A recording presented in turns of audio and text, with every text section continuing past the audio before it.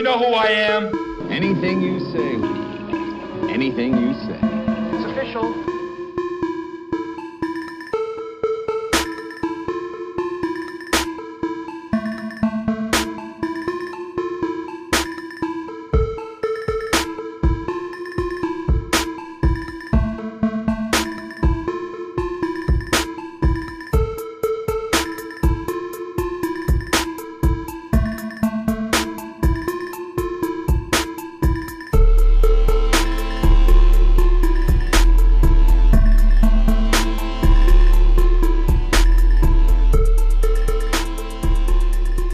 What's up, YouTube? It's your boy Thomas back again with another rendition of Truth Be Told.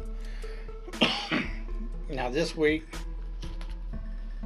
or this past week, there wasn't anything really big going on as far as politics or in the news or anything.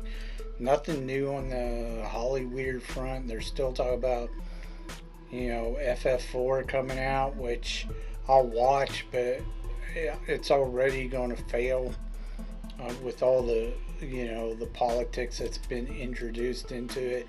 Plus they've totally screwed everything up, and they got a female Silver Surfer, which is not going over well with anybody.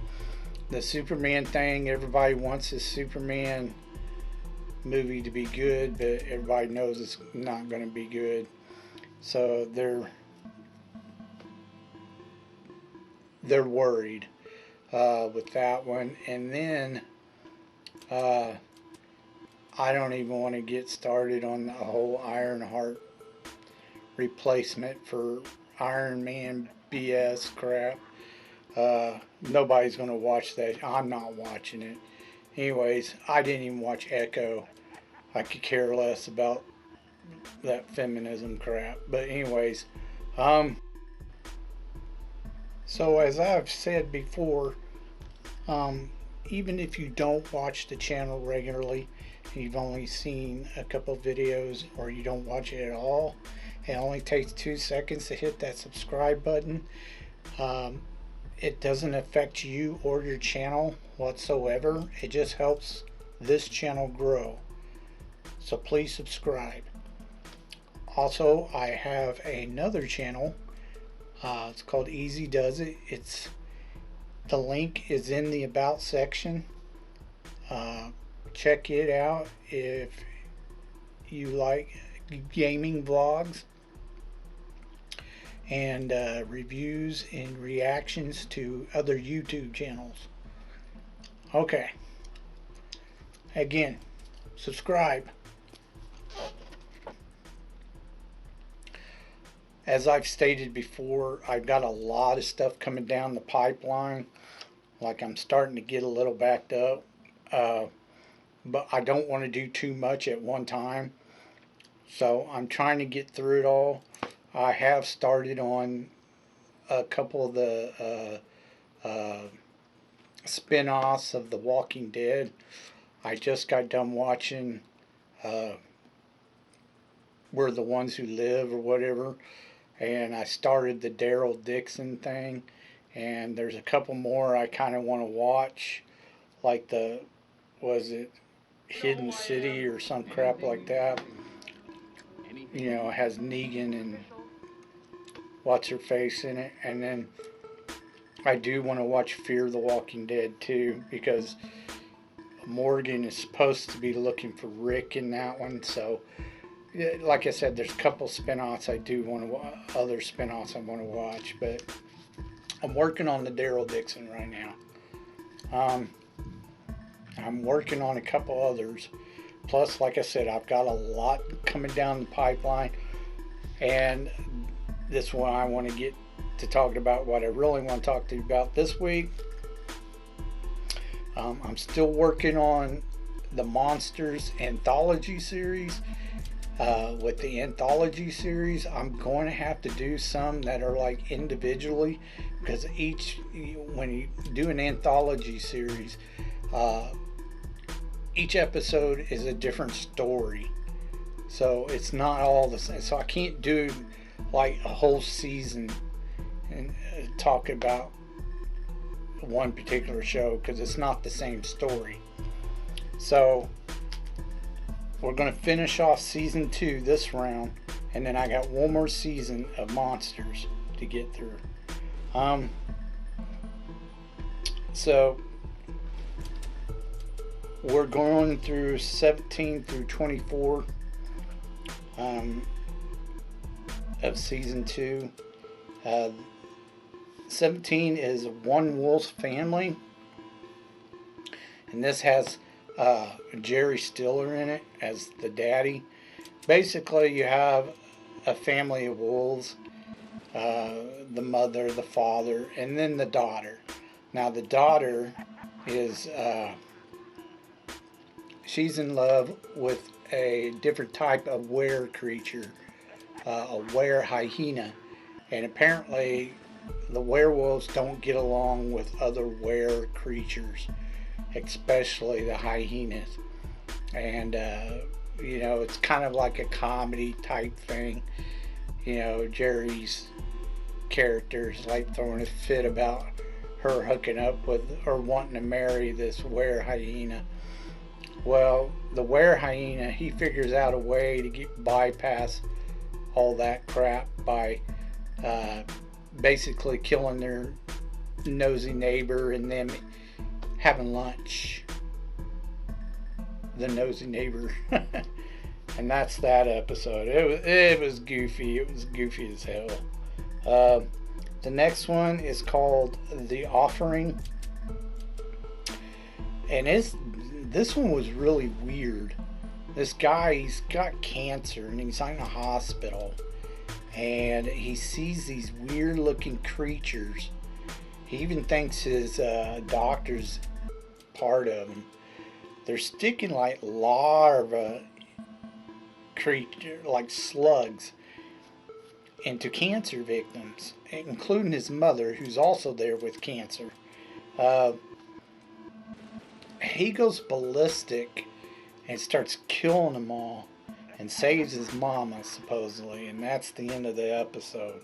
It was a weird episode. Then the next one's called Far Below.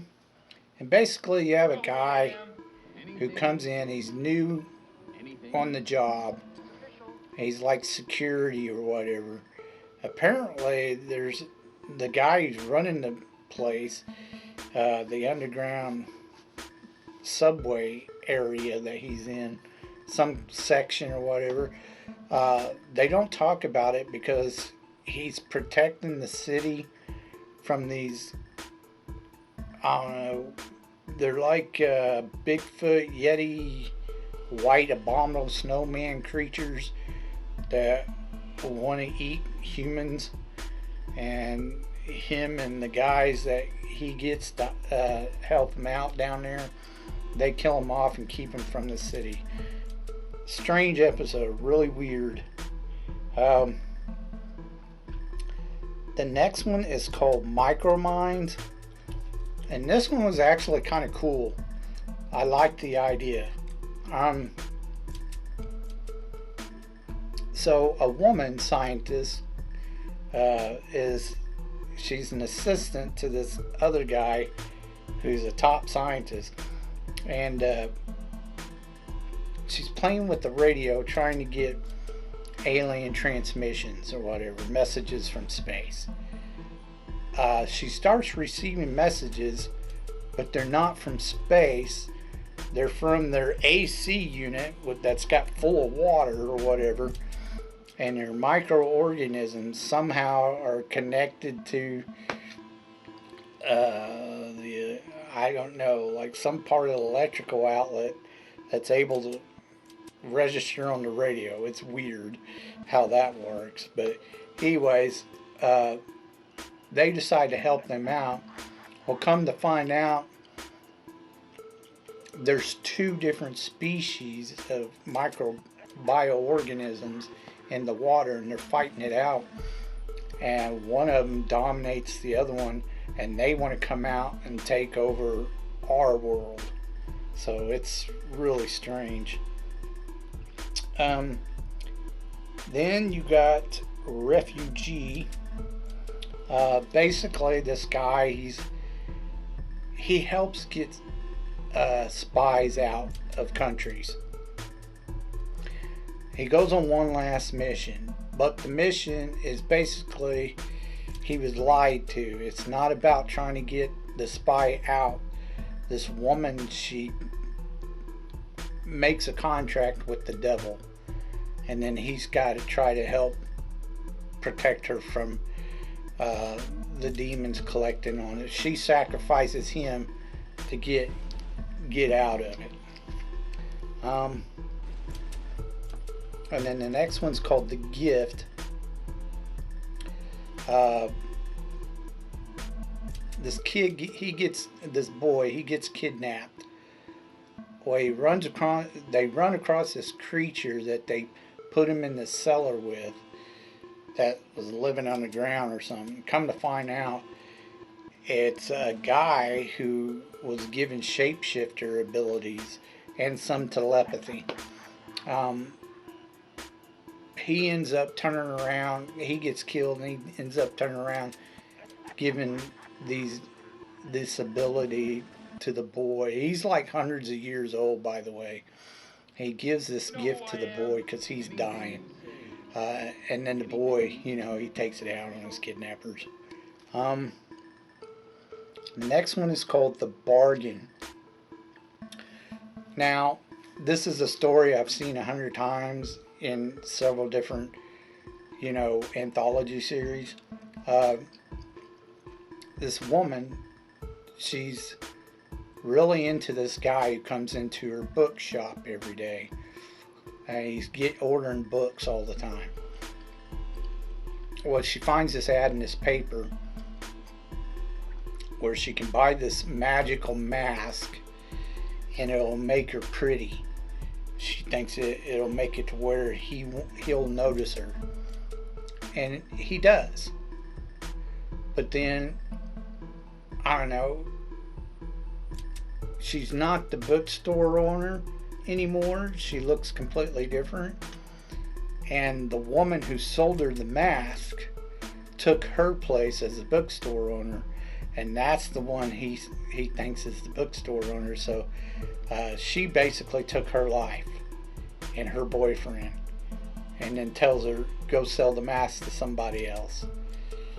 It's an effed up situation. And then the last one is called The Family Man. Now, in The Family Man, there's this little boy who sees his mother dating this guy. Well, this guy turns out to be some kind of alien reptile or some shit. And he thinks that he's there to kill them all, and blah, blah, blah. He ends up shooting a guy, and the guy ends up revealing himself to the rest of the mother and the daughter, or his sister, and then they end up killing him. And that's pretty much the end of the episode. It was weird too. But yeah. Season 2 was okay. Like I said, you start getting more stars playing in these episodes. Like, not necessarily movie stars, but more like fairly well-known TV actors and stuff. Every now and then you'll see one in one of these episodes. Even though this is late, it started late 80s into early 90s, it's more done like a 90s version, and it's done, a lot of the episodes are done as far as quality wise like daytime soap opera view, that type of quality film.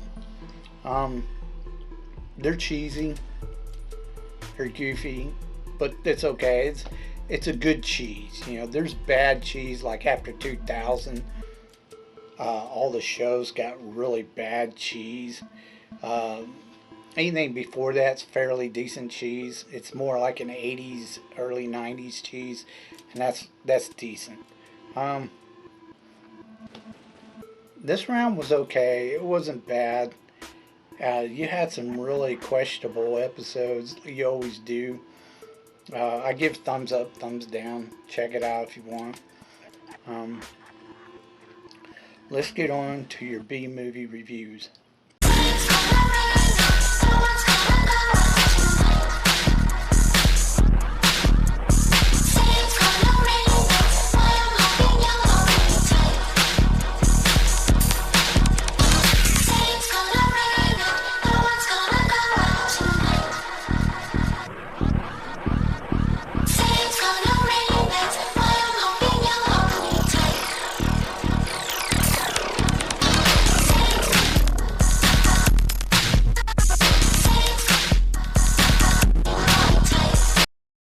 Okay, movie holics. This week is Horror Week.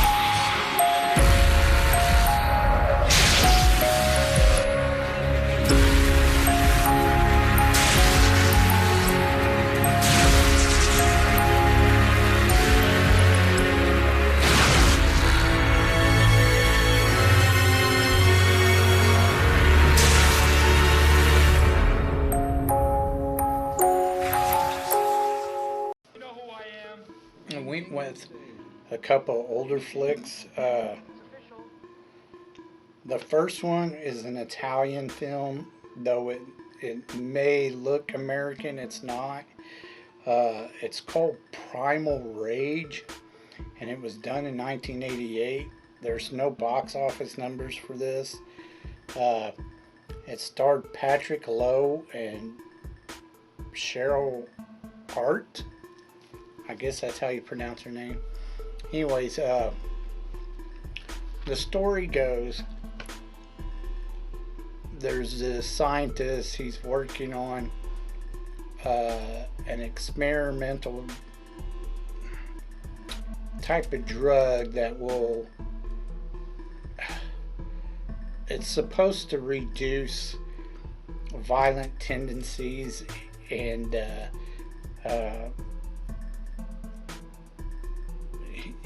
it's supposed to help with amnesia and Alzheimer's disease and stuff like that too, where he's messing with the brain in these monkeys to try to figure out a solution to brain trauma. You know, if someone gets in an accident or something that causes a malfunction. The problem is the drugs he's using induces violence to 10 times the degree. The adrenaline pumps way more. You got the couple of guys who work for this school newspaper on this college campus that the scientist is at. Well,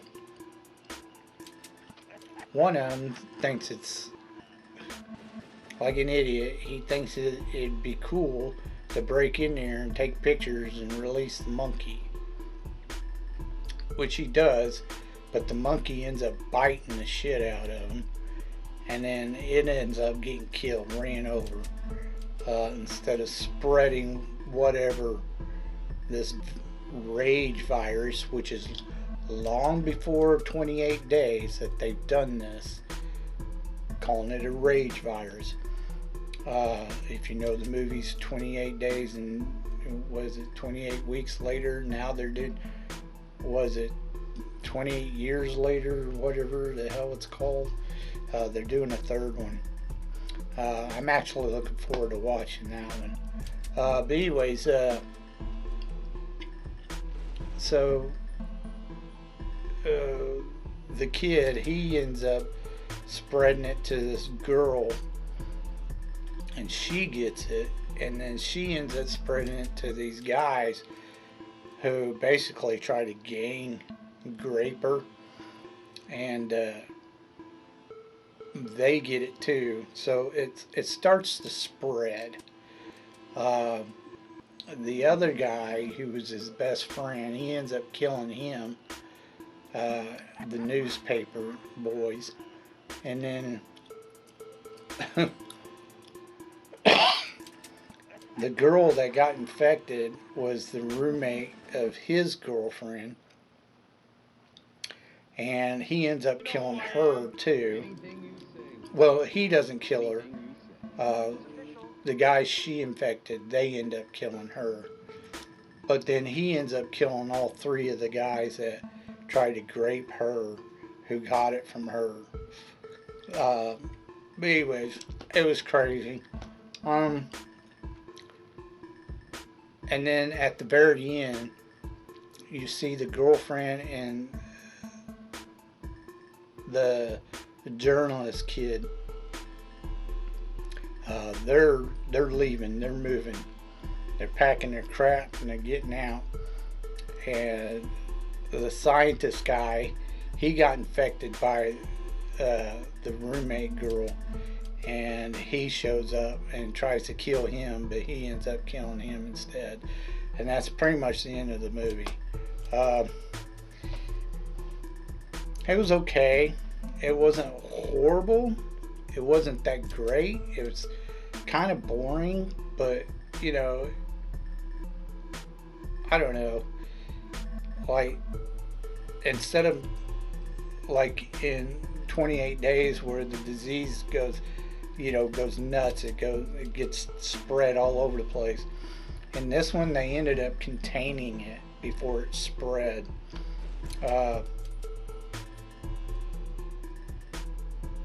I would have rather it spread and they show more, but whatever. It was okay movie. It wasn't horrible. It just shows you what could have happened. It's a decent one-time watch. I give thumbs up, thumbs down. It's worth a watch if you're into horror flicks. Now, the next one I watched was called Hell Night, and it was done in 1981. It made about 2.3 million worldwide. Now, this starred Linda Blair. You might know that name. She's the girl who's famous for doing The Exorcist. That was her in that movie. But she's grown up in this one. You also have Vincent Van Pattern in this.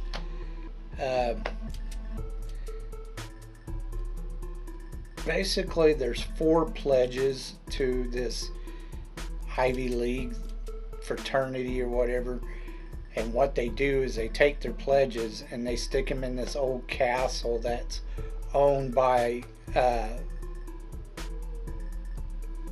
university or whatever.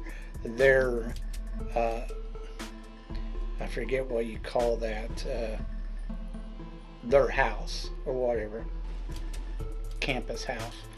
Anyways, they're locked up in this place, this old castle. And of course, 2 of the main guys who are,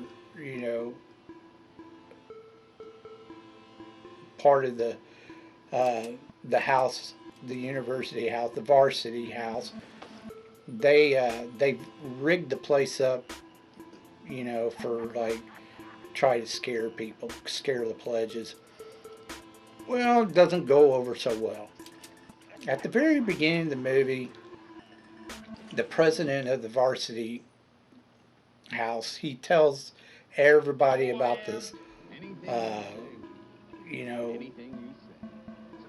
serial killer story where some guy came and killed a bunch of this family or whatever, but supposedly left the little boy that was left of the family alone, and nobody knows what happened to him. He just disappeared because they didn't find his body. They just found the rest of the family, the mom, the dad, I think there was a couple of siblings or whatever. But anyways, he tells this story at the beginning to try to scare him. It's just a rumor. They don't know if it's true or not. But they eventually find out the rumor's pretty true. They start dying off one by one, including the varsity guys.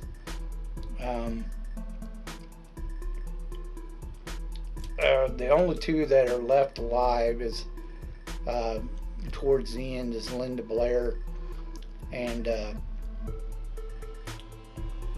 the guy she's like kind of fallen for or whatever. He gets whacked. He eventually gets whacked too. Well, come to find out, there's two of them. There's not just one serial killer. There's two of them. The main serial killer and the boy. Apparently, he raised the boy, and because there's supposedly tons of tunnels and shit underneath this castle that they never could investigate all of them. Blah blah blah, whatever. And that's where they've been living all these years. But anyways. It was kind of, some of the scenes were kind of silly, like, what the hell? I don't get it. Why? Like, there's a scene where, now she's a mechanic, so the car won't start, so she gets out, pops open the hood, and stands there for 5 minutes messing with it until she gets it to start. Like the killer couldn't have got her at that point in time, but anyways. She gets back in the car. Instead of turning around and leaving down the drive, she does like this 180 and wrecks the car, and then sees him and then rams him into the fence, and then she passes out. And I'm like, I don't get it. Why didn't she just turn around and leave? Instead, she purposely does like a 180 to face. It made no sense. But anyways, of course, she's the only survivor. You know, she walks back into town. That's the end of the movie. And I'm like, okay, that was just kind of dumb. The ending was dumb. And now, in the, I would say, late 70s, through the 80s and early 90s, you had this trope where it's always a woman who should have been killed in the movie who always survives. Like, it's always a woman, a girly girl who survives.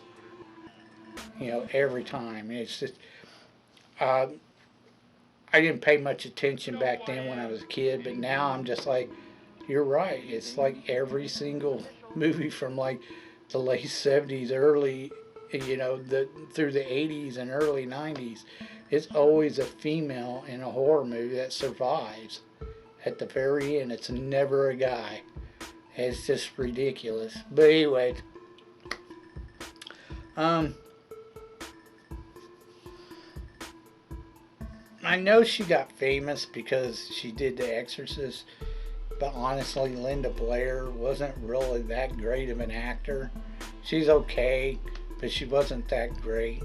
I think she got stuck with knowing, everybody knew that she was the Exorcist girl, so she probably had a hard time getting some acting jobs, a few acting jobs here and there, because you didn't really hear or see much about her after that.